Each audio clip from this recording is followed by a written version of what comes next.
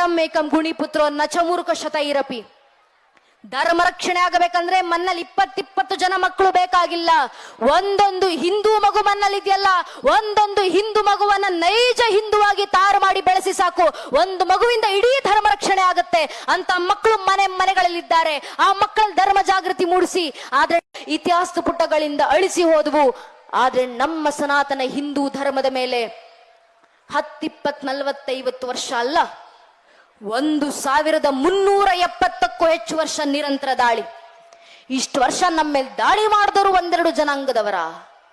1000ಕ್ಕೂ ಹೆಚ್ಚು ವರ್ಷ ಮೊಘಲರು ಬಂದ್ರು, ಅರಬ್ಬರು ಬಂದ್ರು, ಅಫ್ಘಾನರು ಬಂದ್ರು, ಪೋರ್ಚುಗೀಸರು ಬಂದ್ರು, ಡಚ್ಚರು ಬಂದ್ರು, ಫ್ರೆಂಚರು ಬಂದ್ರು, ಇಂಗ್ಲಿಷರು ಬಂದ್ರು, ಶಕರು ಬಂದ್ರು, ಹೂಣರು ಬಂದ್ರು.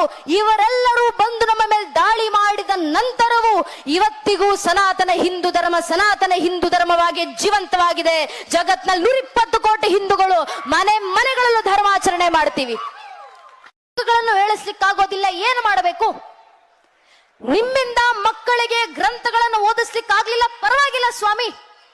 ಕನಿಷ್ಠ ಪಕ್ಷ ನಿಮ್ಮ ಮನೆಯ ಮಕ್ಕಳನ್ನ ವಾರಕ್ಕೊಂದು ದಿನ ದೇವಸ್ಥಾನಕ್ಕೆ ಕರ್ಕೊಂಡು ಹೋಗಿ ದೇವಸ್ಥಾನದಲ್ಲಿ ಕೂರಿಸಿ ಮಕ್ಕಳ ಬಾಯಿಂದ ಭಜನೆಗಳನ್ನು ಹಾಡಿಸಿ ಸಾಕು. ನಮ್ಮ ಮಕ್ಕಳ ಬಾಯಿಂದ ಭಜನೆಗಳು ಬರಬೇಕು. ಯಾಕೆ ಹಿರಿಯರು ಹೇಳ್ತಾರೆ,